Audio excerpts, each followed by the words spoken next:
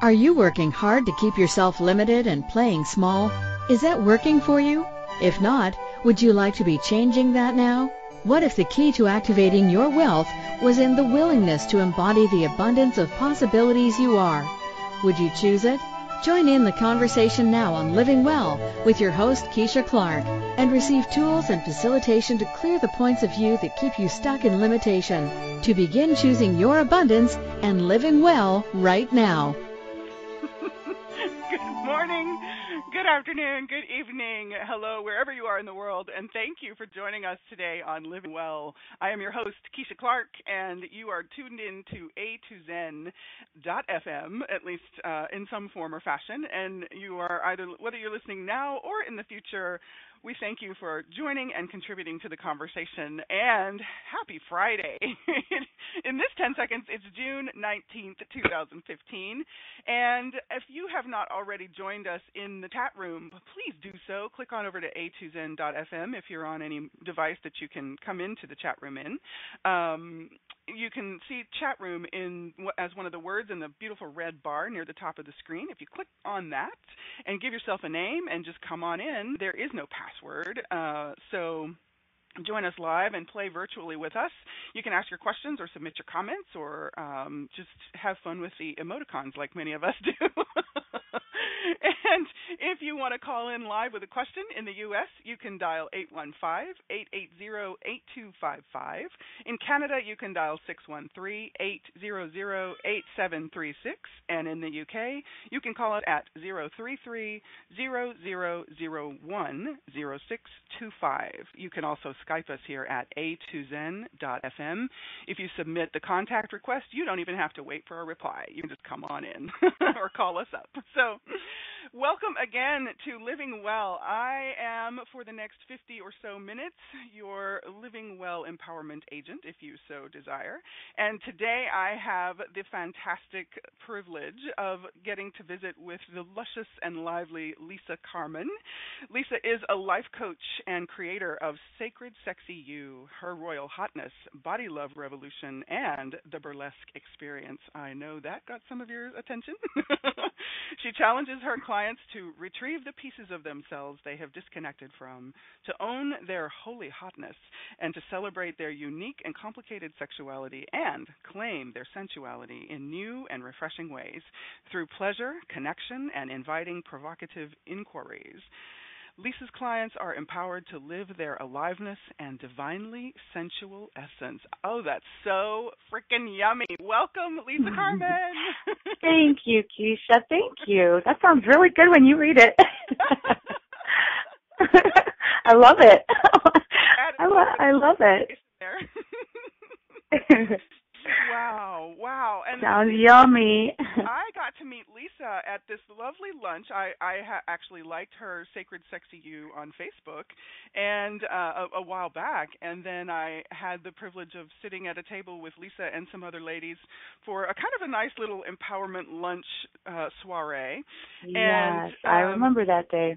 And I've been watching your fabulous creations ever since. You do some fantastic work, primarily with women, in a direct way, and I would imagine indirectly with a lot of men and or those women. Right.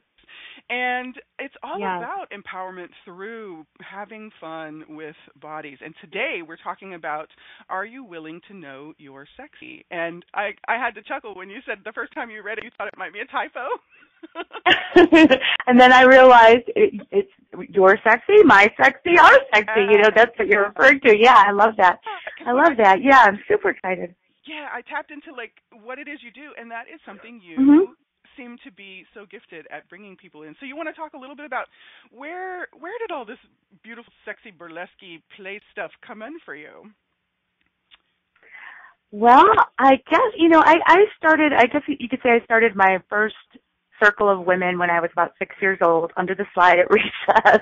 And I've been bringing women together in circle ever since. And, I've always really loved the feeling. And I think our nature is, our true nature is joyous radiance, and I've always felt that when I can tap into my radiance, that the world experiences me differently. I experience the world differently. And I love to do that through fun and bold and daring ways. I've always loved challenging women to live bolder, to step into their power, their magnificence, just that, and to have fun, I mean, I think for me kind of going down this path in more recent years, that have to do with movement and dance and sexuality, sensuality, really goes back to the very beginning. I in my teenage years, I guess you could even before that, but I mean, when I was a teenager, I was very, very involved with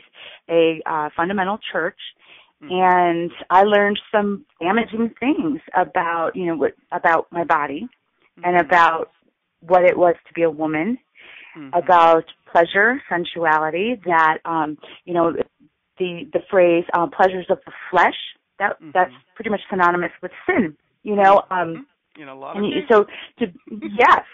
So to be right with God, you had to deny your very essence, your very fit. We're here in these human animal bodies, what I like to call the meat costumes, walking around with these bodies that.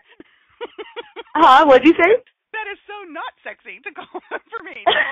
No, it isn't sexy at all. Meat costumes, no. But we are wired for pleasure by a very creative and generous designer who wired us for pleasure, who wired us to be able to experience our bodies in pleasurable ways, So after years of that indoctrination, kind of shutting down and having to split myself in half, between the spiritual person wanting to do good and be good and love God, and then this sexual, sensual person that was feeling guilty or feeling shamed or being, seeing people in my church be shamed for their sexuality. I had to do a lot of repair work after I came out of that. And I'm still sometimes I find some of that old programming coming back. I'm still healing from that. I'm still doing the work to unite my spirit and my sexuality and my body, and to be able to express myself, in a sexual, sensual way. And it's not dangerous, and it's not bad, and it's not sinful. Yeah. It's divine. Beautiful.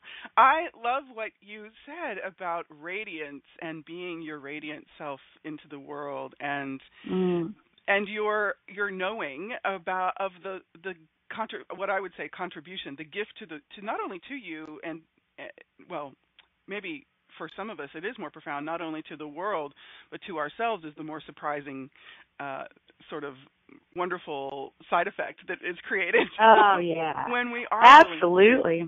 Yeah. So absolutely, you're sexy, and I actually really enjoy seeing your post about the burlesque classes that you do. So tell people a little bit about what brought you to burlesque, because I know for a lot of people they might go, that's a really interesting choice of. Right.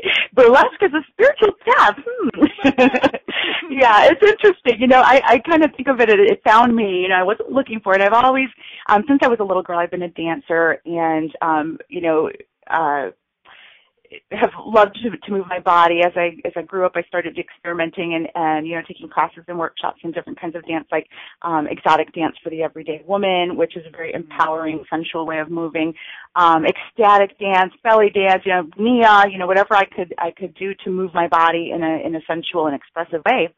And then burlesque showed up, and got together with friends, decided to start our own troupe. We got this crazy idea that it was fueled by a couple of cocktails one night, and the next thing we knew, we were starting a burlesque group, and created some shows, and we got up in front of our very first show. We had 500 people. We were hired to do the show. Nobody really knew it was our very first time. We didn't go around telling everybody, and changed my life. I got up there and I performed, and I did a striptease, and I was changed in ways that I never imagined I could be changed. It was transformative. I left that stage that night a different person than how I went on stage. So, wow. started realizing that the courage, I had access to courage that I didn't know that I had, and I had access to power, and I felt there's this beautiful energetic exchange that happens in burlesque between the audience and the performer that is just intoxicating. Just this it's a peak experience. It's definitely a peak experience.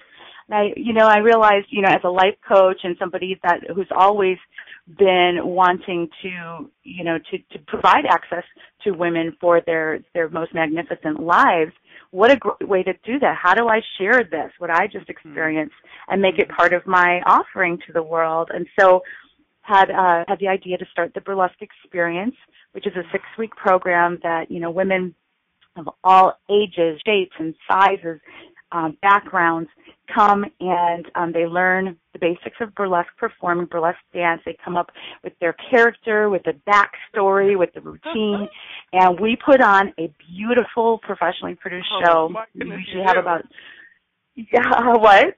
You do. It's amazing. I've seen shows. Yeah. Yeah, they're magical experiences for both the audience and the performers.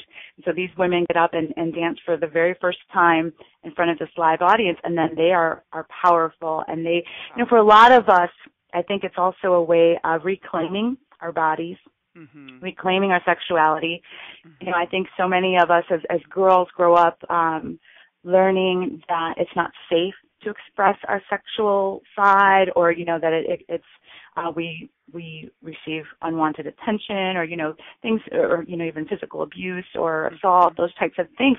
So we've a lot of us have kind of shut down that expressive part of us. We don't express it, or even I know a lot of women that work with in male dominated fields or whatever, and they feel that they've had to turn it off, so that they can be successful or be respected. And so burlesque is just a super fun, exciting way to turn it on, to reclaim that, that part of ourselves that is one of the most beautiful, fun, exciting parts of us, is being able to express that sexiness. It's in all of us. Yeah. And I'm playing with a lot of energies with people and their bodies in the work I do. And it is fascinating how much we can actually lock into our bodies. And really what I find is that the nature of our bodies is to move, and it is to be, that sort of transformative creature of magic, really. And so, I've seen some of the stories, a couple of the stories you've shared about some of the women's experiences, and I think it's fantastic and beautifully courageous to be doing burlesque as this really provocative, healing kind of venue and avenue. And it is. Thank you. I agree. Yeah, I like to say we're changing the world one striptease at a time. I love that. But it is it's healing work for those that want to experience that. It can be really powerful and transformative. It's pretty amazing. It's just one way of many. One way of many to live in your body and to enjoy being a woman.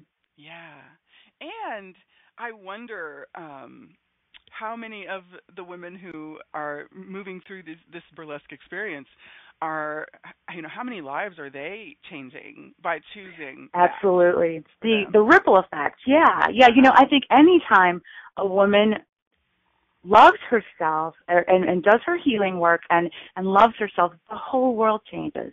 Because the world around her, her intimate circles, her children, her partner, when a woman loves herself, the world heals. I really do think it's that critical. And I think that the spread of it, and we can't even measure what happens when a woman is in love with herself. Everything changes. And there's so many juicy directions we could go. Wow. Like what's really jumping up for me, I did a call yesterday, and it was the topic of the name of the call is Resurrecting Goddess. And in the course of that conversation, we were talking about the empowerment of the feminine energy, not as a singularity, not as a fixed energy, but as more of the expansive, unlimited energy. And we were looking at the ways that we've defined it and sort of made it a limiting identification of ourselves in many cases. And not everybody's done that. Some folks have actually reached a beautiful freedom for themselves. And what I think you could talk about this as well. What I see is a lot of women take on an identity of female as not a beautiful, positive, empowered thing or empowering energy. And it takes me back to our conversation that we had that day at lunch, and we were sitting there talking about our experiences and around this table, and each of us that were talking had an until that we mentioned, and or the until that had kept us untilled. And what do you mean, like once I blank, then I can blank, or until I wouldn't let myself have until I did. Right. And we That's all kind of, right. Yeah. Yeah, we all kind of came to this like, wow, the word until, and then I was like totally getting this energy of, you know, as a space of our being, a space of our bodies, a space of our consciousness that is untilled, literally, until we reach into the soil of it or move it or mix it up or stir it up and get our hands into it, energetically or figuratively speaking and literally speaking. How much of our lives are we missing, you know? Yeah. And the possibilities of how we can be expressing the amazing, magical creature we be. Yes, and I think we have a tendency to hold back our power because we're afraid of it. We're so powerful, and we have so much potential. And I think that we've designed some really creative ways of avoiding that, you know, with self-sabotage or playing small or excuses, I can't do this because, blah, blah, blah. All of the things, all of the ways, these wonderfully creative tactics we use to diminish our power. Yeah, to keep ourselves playing small and, to not have to really step in, So it's scary. It's scary to step in. What's sort of like that biggest thing that you see with the women you work with that they are letting stop them? What's kind of, if not necessarily a common denominator, but is there like one or two things that just like are always up in people's worlds that they let it be the reason they haven't chosen more of them? What do you find? I guess there's two things there that I see kind of as a common thread between most of us. You can show me the most successful and, what you would think of as like this ideal woman who's empowered and, beautiful and successful and moving in the world in great ways. And she has her own insecurities that we don't see. So I think our insecurities, number one, and a lack of compassion towards ourselves, I think, is really prevalent. We can give so much compassion to everyone around us, but turning that inward is so difficult for so many women. Even myself, I'm still, like I said, I'm still in process. I'm still healing. I'll always be healing. I think that's the whole point. And I see that we are just rotten to ourselves sometimes, the way that we talk to ourselves, the way that we internalize and shame ourselves. I hear a lot of women shaming themselves for their feelings, shaming or, calling their ideas silly or dumb or, this just overall lack of compassion and kindness. We can give it and give it and give it to other people, but it's I think a lot more challenging to turn it inward. Yeah.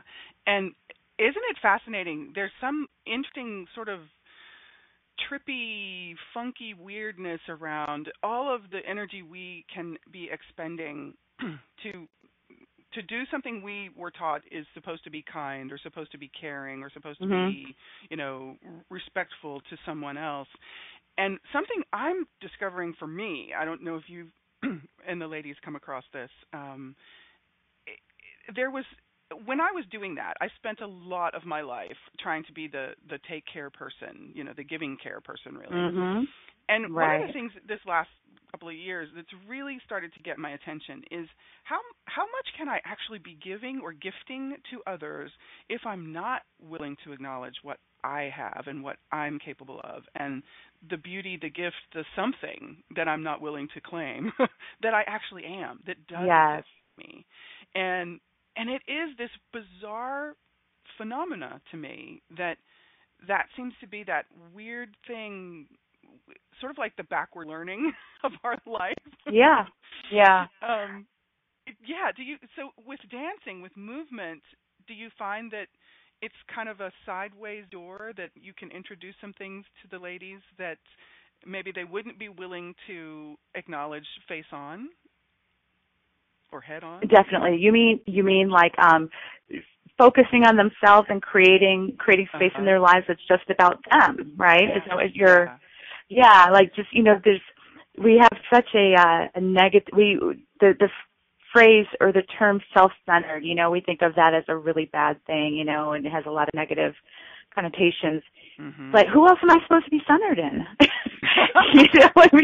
If it's not me, and I think to allow ourselves to make choices based on what we truly desire, our desires and our pleasures, it is a gift. It's a gift that we give the world. A woman who is, and I don't mean self-centered like self-absorbed or selfish, with this, where no one else matters or narcissistic or anything like that, but being centered and strongly rooted and grounded in myself, in what I want and what I think and how I feel, and being aware of the energies that are moving through me on a daily basis and my moods and these emotions that we consider negative, like anger or envy or sadness, letting them inform me, letting myself be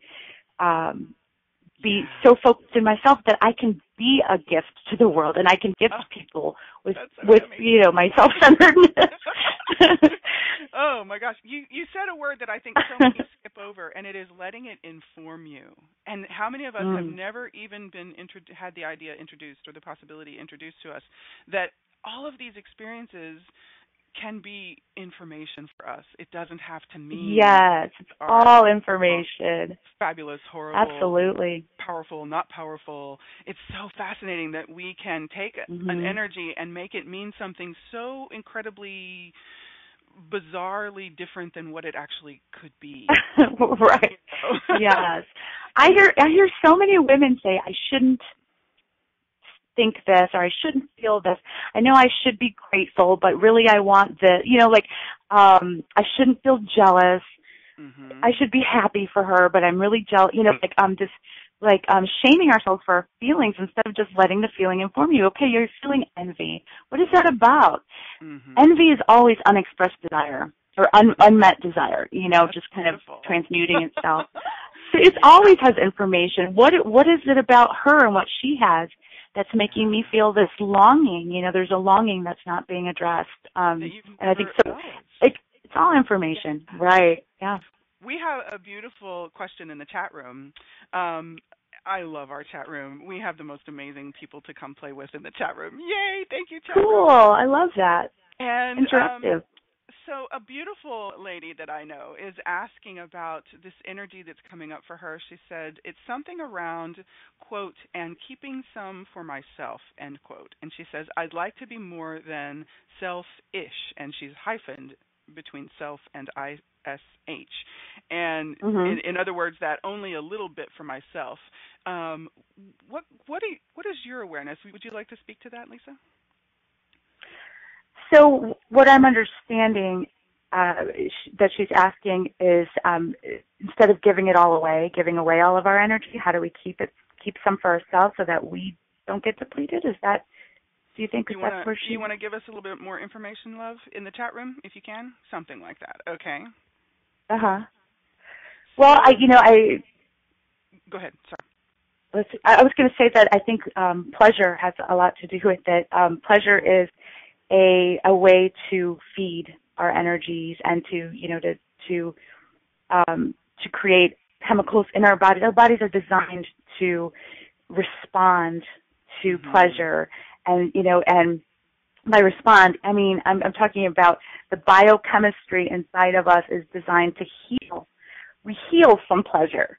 You know, our bodies regenerate through pleasure. Our cells regenerate. It's just amazing. And I think that we, as women and as chronic givers, receiving is very challenging. Receiving and then just turning it on to ourselves and allowing ourselves to receive and to, this is about me today, or I'm going to do this just because it feels good. And when I feel good, everybody's happier, Yeah. I mean, there's so much truth to that little saying, like, if mama ain't happy, nobody's happy, there's truth in that. I mean, we can't, when we are connected to our joyous radiance, everyone around us benefits. Yeah. And for everybody listening who may not have shown up in a woman's body this lifetime, please know that we are also speaking to you. It works in both body types, if you will. Yes, absolutely. When you said the word pleasure, what I noticed is the energy kind of started to jump and move a bit. And what I wonder is how many of us, myself certainly included in this, have really, in many cases, only just begun, if we have begun at all, to truly allow ourselves the pleasure of us. And whether you get that in terms of your physical body or just even that energy of you, that yumminess of you. We're all virtually together in a room here. None of us are in the same room with each other.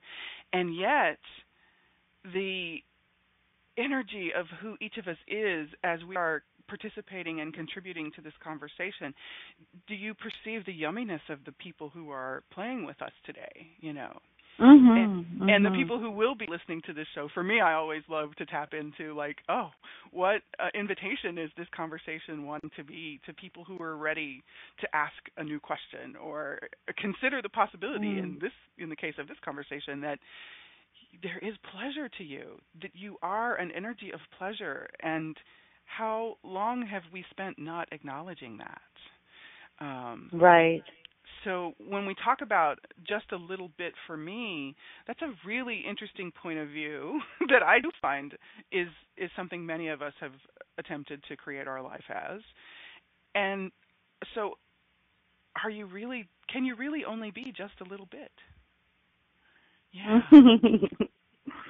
There's still this underlying kind of maybe a little brainwashing, or I don't know how you would call it, indoctrinated or from generation to generation that somehow we should be depriving ourselves of a full-on experience of ecstasy and bliss, that we should not want too much, don't be greedy. We don't get a big head. I remember growing up, if in middle school's the worst. Middle schoolers are the shittiest people. It may be fabulous in other countries, but in not middle school is awful. But I remember that if you, as a girl, if you were to express liking yourself, that was like, wow, that was not okay. It's not okay to like yourself. That's conceited, stuck up. Who does she think she is? So we had to go around hating ourselves in order to fit in, and so that's sticky. We can try scraping that off our shoes for the next 20, 30 years. That it's okay to love yourself. It's okay to like yourself. It's okay to it's really okay. In fact, it's better that you like yourself and that you love yourself. But things like that, and then also this idea of mom taking the last piece of cake or what, and it's the little, like this, everybody else. I see these silly little memes sometimes online about that a good mother puts everybody first before her and puts her others' needs in front of her own needs, and I'm like, but needs are needs, and it's just, we're not talking about like I'm in the mood to have, a margarita. We're talking about needs. If your needs aren't being met, and if you're not meeting your own needs, how can you be a great mother? you're coming from a depleted place or a place of totally. And exhausted. What are you teaching your children if you're choosing right? that? Yes. Yeah. Is that empowering or is that disempowering? Whew. I think we're busting through some mythola here, my love. Wow, it is time to take a commercial break. Can we stand it? This lovely, yummy energy that Miss Lisa is inviting us all to be. I just invite you to play with this over the break. We've got some beautiful comments in the chat around, wow, what if us embracing our bliss and our awesomeness is what the world requires of us?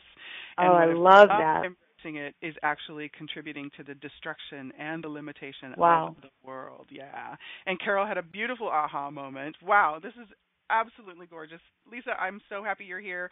You folks are listening to Living Well here on A to Zen.fm. I am Keisha Clark, your host, and I have the delightful privilege today of talking to Lisa Carmen, and we will be back in just a moment for more of her beautiful brilliance. Stay with us.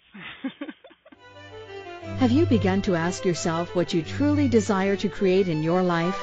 What if you being willing to embody abundant living was the key to your wealth and to creating greater in your life? And what if that could also be the invitation for more people to be willing to embody abundant living? Would that be a contribution to you and your body, and to other people and their bodies? And might that also create more in the future?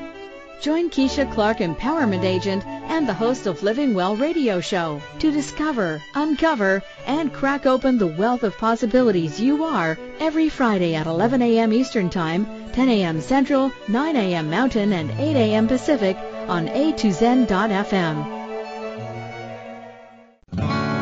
What would you say if I told you that you could change your life in only 1 hour and all while lying down relaxing? Thousands of people all over the world have. What am I talking about? It's called Access Consciousness, the bars.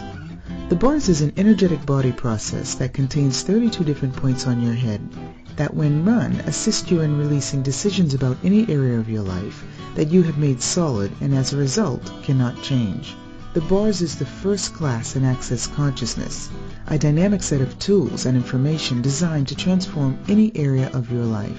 When you have a bars session, the worst that can happen is you feel like you had a fantastic massage. The best thing that can happen is your whole life could change. Go to accessconsciousness.com today to find a facilitator to schedule a private session or to find a bars class in your area. Are you willing to give yourself an hour to change your life? How much of your life are you truly living? Are you creating your life in celebration of your strengths and capabilities? What would your life be like if you were choosing the abundance of possibilities of you now? Connect with Keisha Clark, your Living Well Empowerment Agent, now for a different perspective on creating the life you truly desire to be living. Call in with your questions. In the U.S., 815-880-8255.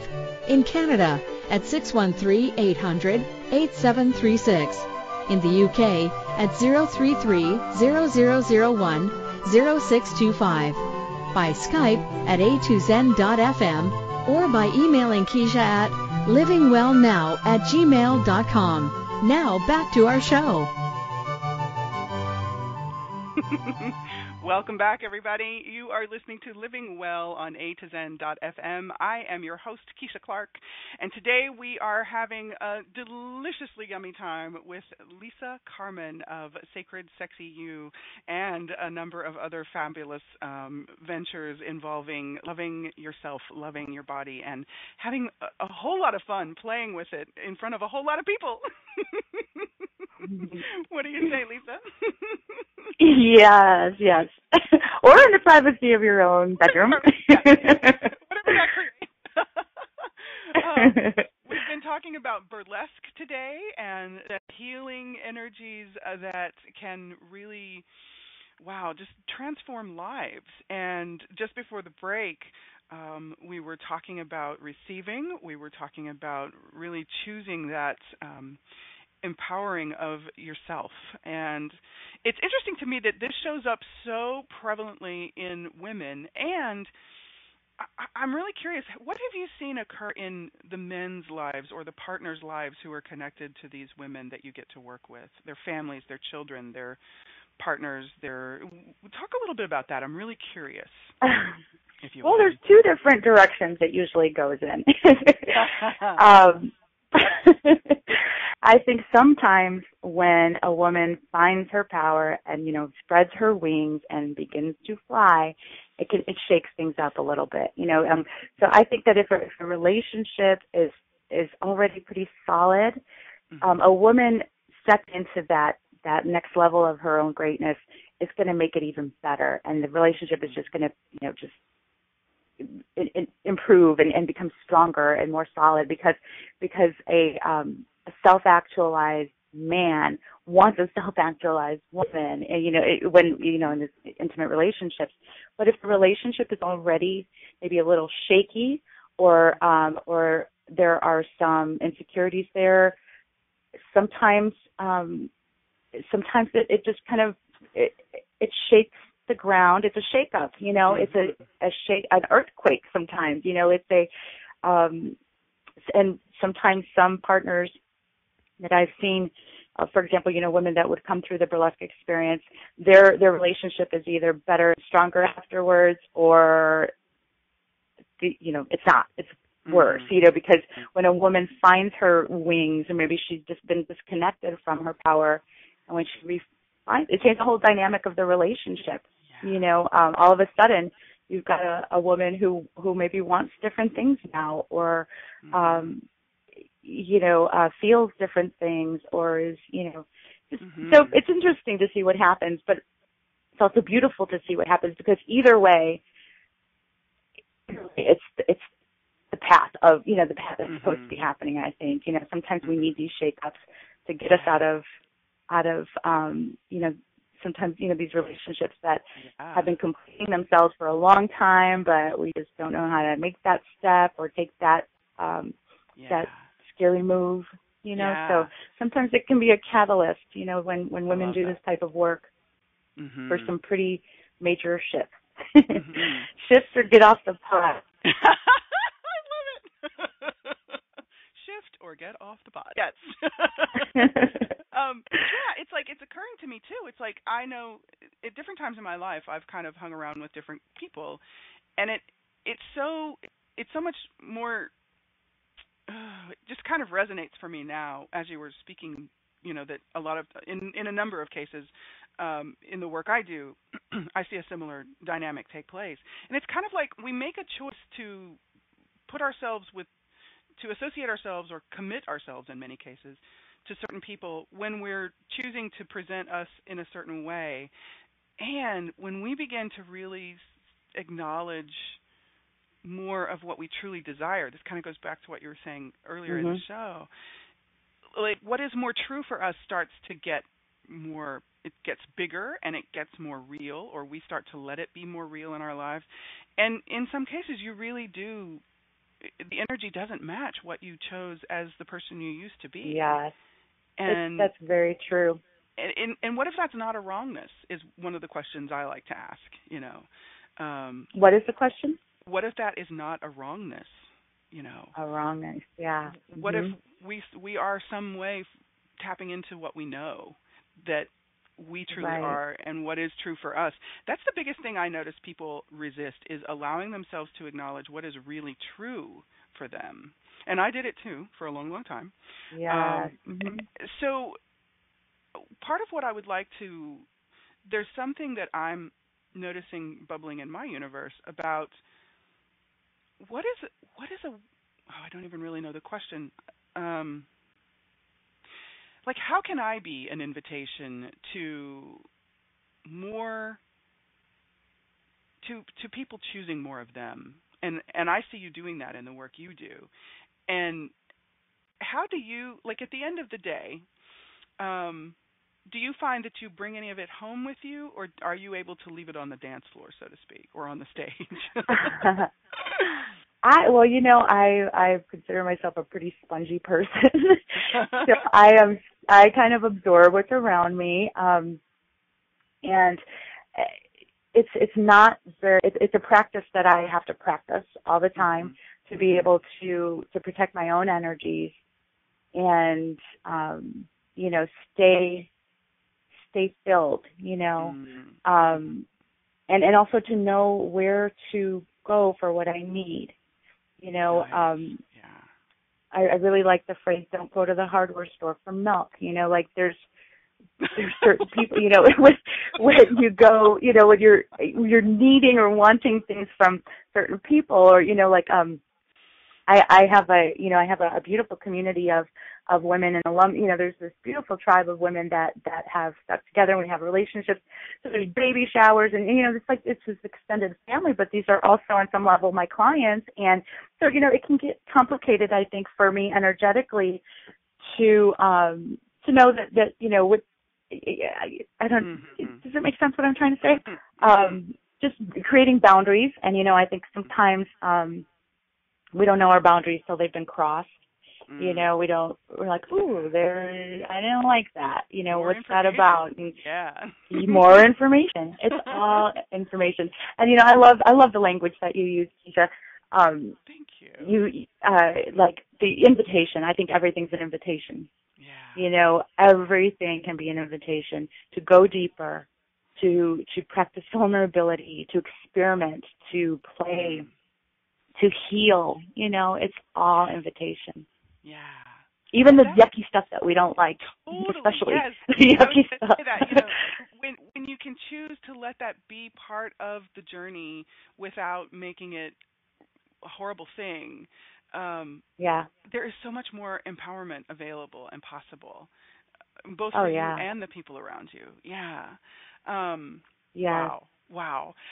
Before I totally brain fart my consciousness out, I would love for you to let folks know how they can play with you. You have some events coming up, I believe, and you have ongoing classes and adventures. So give folks a little bit about where they can reach you and what you might have on the burner in the near future. Yeah, I would love to. I've got a new this summer semester of the Burlesque Experience starts in just a couple of weeks, and that runs for 6 weeks. We do it about 4 times a year. This will be our 19th season running this program.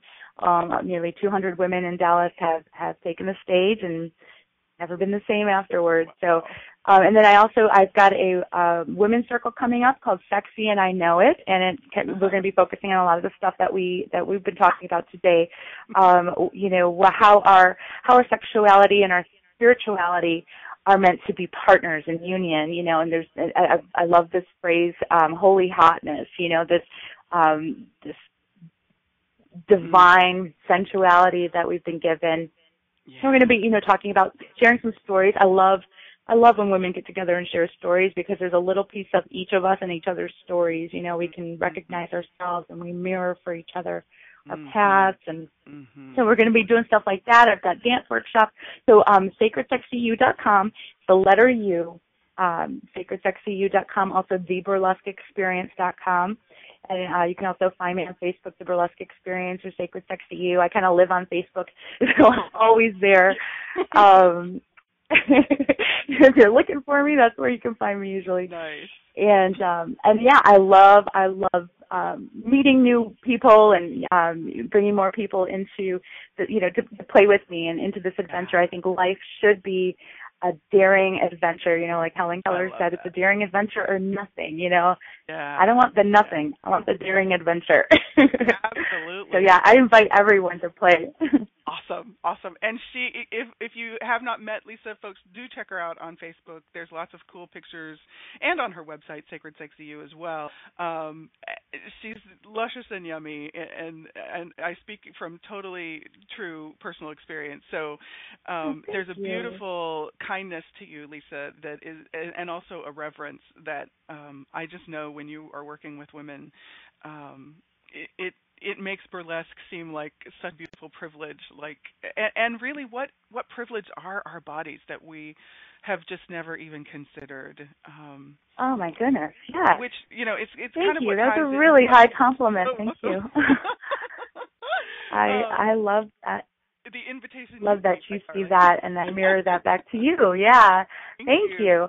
You know, I like that, I think about, sometimes I just trip out on the body, and the thousands of miracles taking place and the magic taking place right now for me to be sitting here, all of these functions and things that are happening. I even, I'll invite clients in a circle or a retreat to just focus on the inside of their wrist, and maybe the people that are listening can do it right now, and just with a finger just start grazing that inside front, that inside area of your wrist under your palm, and noticing those sensations. All of those little nerves in there responding to your touch are there for your pleasure.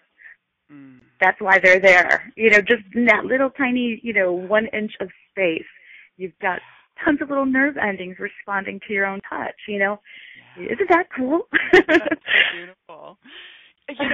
And so when we talk about knowing you're sexy, in case anyone is still having a question mark or wondering, are you going to talk about sexy?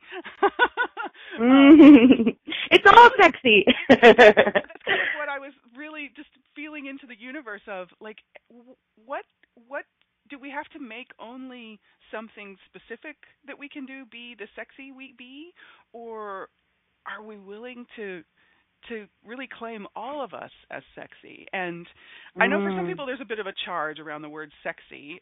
What do you experience with your clients with the word sexy?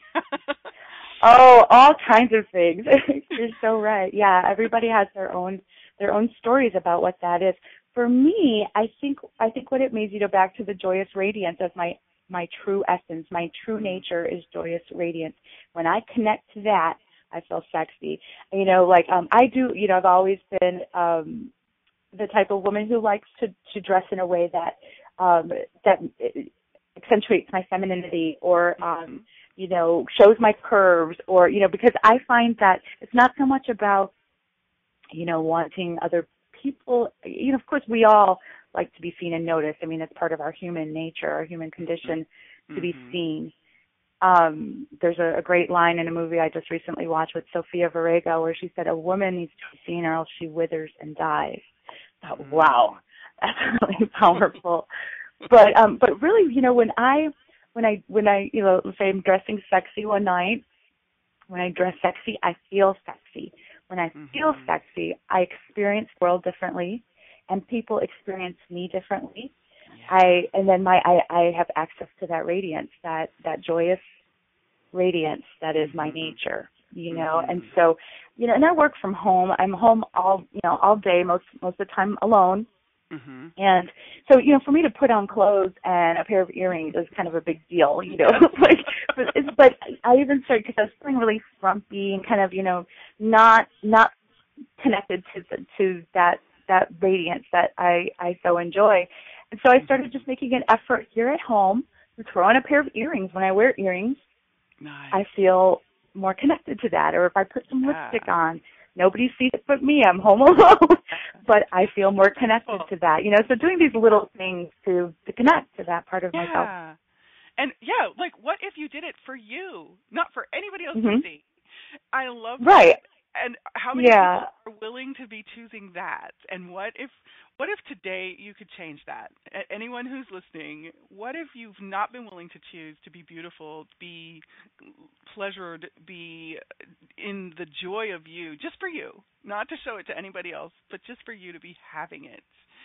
Wow. Absolutely. Never underestimate the power of red lipstick. Yeah. I love it. It could shift your whole day. Put on lipstick. Put on lipstick. Okay. Here's something that it's like, it's kind of a sexy thing. Just put on lipstick and kiss your mirror.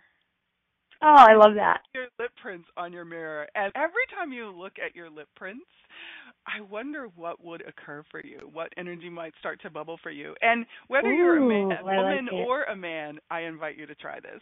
It doesn't have to be something that's limited or constricting. Just play with it. Absolutely not. Yeah. And that sounds fun. What part of what I is really jumping up for me is being willing to choose, for each of us, being willing to choose for us this beautiful practice that you're talking about of really acknowledging our own essence. And I just get such a sense of, like, there are so many people desiring to be seeing more examples of that. So, because it's sort of, I don't Mhm. like to use the word permission very often, but there is Uh-huh. that sense of people are asking for permission to be acknowledging themselves more.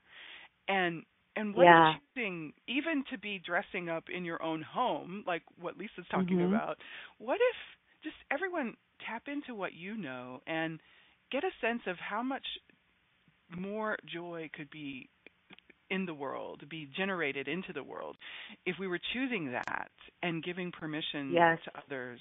Yeah. Yeah, that's Yes, I agree. And it's very individual, it's what, yeah. for somebody maybe that wears red lipstick every day, it's no big deal and it doesn't make her, she doesn't feel anything when she puts it on. Maybe it's, there's things that activate that for me that wouldn't do the same for somebody else. You've got to figure out, and that's why I liked what you decided to call today's call. Your sexy is yours. It's your own personal recipe, that you decide what the ingredients are. You whip it up. Watch that pot and keep it warm. And, that's yours. And my recipe's different. And some days I don't feel sexy and I don't want to feel sexy. Yeah. It's the last thing on my mind sometimes. And so I can sit with that too and be with that. And then after a few days of that, I need a dose of that essence and that energy. Mm-hmm. Yeah, it's like there's no obligation to be what No. anybody's definition of sexy is. You can have a totally sexified day or a maybe not so sexified Yes. day. Yes. And so, yes, exactly. And sometimes just, burying your toes in some grass is essential, a sexy, sensual experience for you. Connecting with the earth under your toes and your feet, or a hot bath at the end of a long day. These we sometimes think of as of self-care, I think, and pleasure as indulgence. Yes. Yes. Like it's. But when it really it should just be our daily practice, our daily regimen of pleasure. Mm-hmm. Well, and that really brings up for me the healing essence that pleasure is. And so many of us have been taught to misidentify pleasure as, it's considered hedonistic and it leads you into the path of taboo and blah, blah, blah, blah. Right. What if pleasure is what is the naturally occurring generative energy of our bodies? And it absolutely is. We're designed for that. Yeah. There's a healing biochemistry set up in us, that pleasure. Yes. Heals us. It's just amazing. Nowadays, it can even be proven by science. So we must. Exactly. That's what I'm talking about. There's evidence. They've done studies and labs and everything. Even though we've known it for trillions of years, now we can actually prove right. It's real, right? Exactly. Now it's proven. Oh my God. When we experience pleasure, whether it's laughter with a friend, like right now, the endorphins, our bodies produce a neurotransmitter called nitric oxide, which is like the grandma, it's like the I call it the grand poobah of neurotransmitters, and that's what produces and keeps our flow of endorphins and serotonin and dopamine and DMT, which is the dream chemical. All of these things are fueled by nitric oxide, not nitrous. That's a different thing altogether. So when we are experiencing pleasure, our bodies produce more nitric oxide. When we're producing more nitric oxide, there's more magic going on in our body. It's just like this amazing, scientifically, talk about creative design. Yeah, it's like the chemical representation of the energy of magic. Yeah, I love that. That's a beautifully expressed phrase. Oh my gosh. Lisa, have had such a fabulous time getting to talk to you. Me too. Super fun. I could talk to you all day. Oh gosh. Someday let's play some more, please. And I would love that, yes. And talk about more of the healing essence and pleasure and our beautiful bodies, and where else can we go to be the pleasure and the magic and the joy we truly be? Wow. Yeah. Lisa, and thank you everyone for your contribution to this conversation. We'll talk to Thank you. you so much. Thank you for listening in today to Living Well with your host, Keisha Clark. You are invited to join us every Friday at 11 a.m. Eastern Time, 10 a.m. Central, 9 a.m. Mountain, and 8 a.m. Pacific on a2zen.fm. In the meantime, what would it take for you to be choosing more of the abundance and prosperousness of you and living well with total ease?